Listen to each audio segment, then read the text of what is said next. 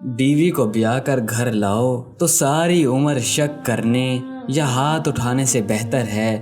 دو ٹوک بات کر لو کہ دیکھو میری پیاری، تمہیں بیاہ کر لایا ہوں اسی لیے کہ تم مجھے پسند آئی ہو، تمہارے ساتھ ساری زندگی گزارنے کی میں امید رکھتا ہوں، تمہیں محبت بھی کروں گا، تمہارے جذبات کی عزت بھی کروں گا، رزق جتنا تیرے نصیب میں ہے تجھے مل کر رہے گا،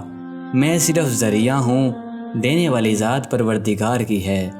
بھروسہ رکھنا کبھی خیانت نہیں کروں گا، مل جائے تو شکر کر لینا، نہ ملے تو صبر بھی کر لینا، اللہ نے کسی کو بہت دیا ہے تو کسی کو بہت کم، کسی کا گھر بڑا ہے گاڑی ہے تو کسی کا چھوٹا گھر ہے موٹر سائیکل ہے، یہ اللہ کی تقسیم ہے اور پروردگار کی تقسیم پر راضی رہنا اولیاء کا طریقہ ہے،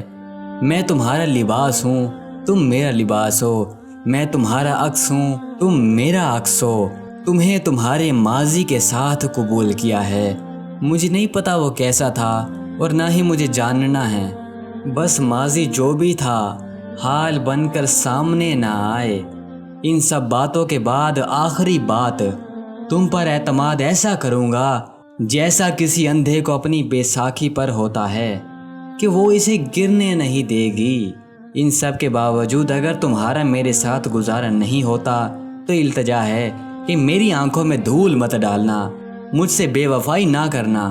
مجھے دو ٹوک کہہ دینا کہ میرا آپ کے ساتھ گزارا نہیں، میں یقین دلاتا ہوں کہ تب بھی تم پر ہاتھ نہیں اٹھاؤں گا، بلکہ جس طرح تمہیں لے کر آیا تھا اسی طرح گاڑی سجا کر تمہیں تمہارے گھر چھوڑ کر آؤں گا۔ یہ تمام باتیں ان بھائیوں کے لیے ہیں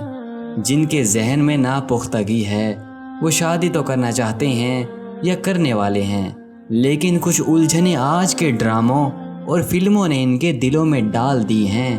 یہ سب باتیں وہ تمام بھائیوں کے لیے زندگی کے بہترین آغاز کے لیے ہیں جو شادی کرنے کا ارادہ رکھتے ہیں۔